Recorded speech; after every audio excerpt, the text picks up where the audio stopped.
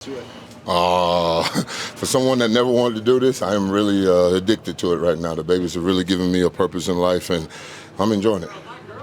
Seems like they've taken a liking to you as well, and just enjoy working with you on daily basis. How much have you seen kind of their energy change from maybe when you were a guest last year, just kind of seeing how things have shifted in about a year? The best thing, I wasn't really around here last year, except for the first game and then the USC game. So I won't even compare anything to last year. I just love their energy, their willingness to come and work and learn and take it from the classroom out to the practice field and the drills we're doing.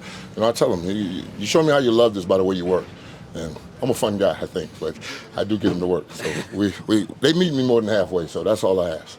A lot of college offenses look different than when you played in college. Is playing D-line any different now than it was when you were in college? No, 1-3-5 never changed.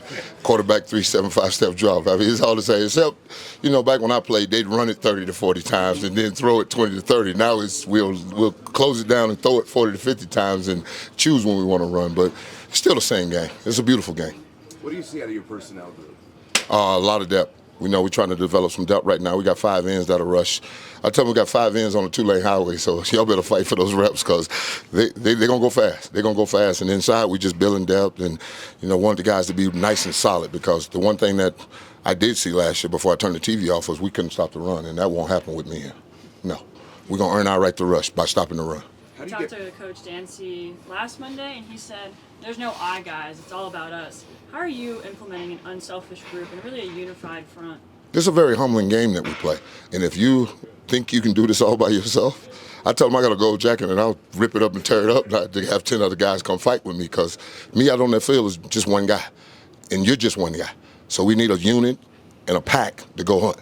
And when you pack, a bunch of wild dogs show up in your neighborhood, nobody's coming outside. And that's what I'm telling them. We're going to show up like a bunch of wild dogs to the stadium, and we're going to hunt. The table is set, let's eat.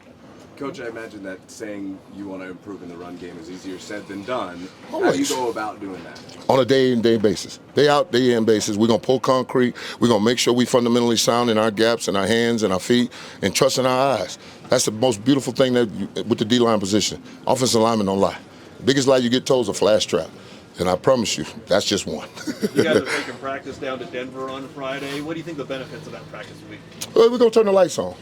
Some of our guys have never been inside the lights. And, you turn those lights off, and I know Boulder going to be good and liquored up for Thursday night. We kick this thing off. So it's going to be nice and loud. And, a defense is going to have to be out there and loud, and we're going to need to communicate. And that's what we're going to simulate that Friday night. Warren Sapp could do Next anything. question. Who in your room specifically, individually, has stood out the most to you? I wouldn't single out one guy because we're a pack. My 5 ends on a 2-lane highway, that's nice and good. And then with the last 2 tackles with Buell and the young fella, we'll be 6 deep. Because Shane and big boy, 90 Deuce, Barnes, and then we got Kadoji in there, and then working with Buell, and then one more. Who am I forgetting? TC and the other kid. Yeah, I mean, we just mixing and matching them. We got bullets. You get shot with a 38 or a 9mm, you pick it. Why coaching for you? Why coaching? A lot of the guys working with him. What have you learned from him about coaching? One more time. What have you learned from Coach Lewis just working with him? About coaching? From the beginning, he came behind me at Miami, so he's one of those guys that was the next baby Sapp. So, he's been trying to beat me his whole life. So now we're putting it together and see if we can turn them into something that's better than both of us. So we have a great push-pull relationship, see the game the same way and just love it. You got a guy that loves the game. We're going to do this thing. A lot of the guys on both lines have talked about the physicality and the competitiveness in camp. Is that a tone that you guys are trying to set as a staff? Oh, no. We believe in iron sharpens iron.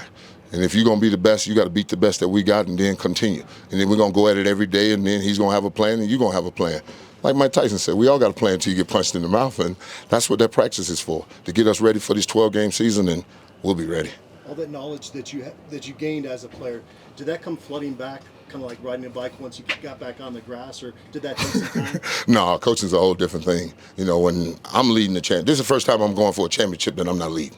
And that's a beautiful thing that now I have to relinquish the wheel and let somebody else drive. It's a beautiful thing to, watch my kids day in and day out get a little better.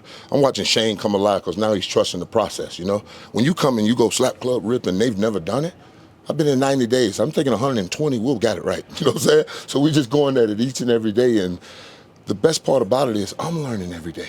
They're teaching me too, because the game ain't the same. It's a different game, and the way I played it, I can't play it like that anymore. So we just mixing and matching and doing it the right. It's 21st century football. So I'm learning, they learning, and we're going to learn together. What would you say the biggest thing so far you have learned about just how the game has changed? They don't like to communicate. You know, I'm a loquacious guy. I love to run my mouth, but my defense goes quiet sometimes. I tell them, hey, a quiet defense is a dumb defense because nobody wants to say anything. Please, talk. Transfer it down, up and down the line. We all know what we're doing. We all wrong, we all right. That's how it goes as a defense. We all line up wrong, we all right. But as long as we're playing the defense that's called, we got a shot. You obviously worked pretty hard getting your degree to have this opportunity to be a GA and join and get into coaching. Is it kind of, have you taken a step back to kind of see how rewarding it's been so far? I know it's early, just taking a chance to appreciate kind of all the work you put in to get here. You know what? When me and Prime was first talking about it, and it never dawned on me until the babies got to me. When I was in the hot tub, you know, trying to get my hip right, just to work with them a little bit, it flooded me. And they were reaching and grabbing and asking questions. And I've worked with pros that'll get my phone number and tell me they're coming to Miami and my house is a mile and a half from where they work out, and they'll never call. These kids called me 5:30 in the morning. Hey, Coach, you gonna come watch tape with me? It's crazy. I'm like, yeah, give me a purpose to get off to the couch. I mean, trust me. I was on my couch watching MSNBC. I am loving this. I am loving this. What would success look like for you as a coach? What's what? What would success look like for you as a coach? The seeds that I put into them blossom into those beautiful mountains that come out in the summer, Colorado summer. You know how those purples and yellows and everything come out? That's what I want after this year. The seeds that me and D-Lou and Dancy put into them, I want to see them blossom into flowers because it's a beautiful thing when you see your kids doing what they're doing.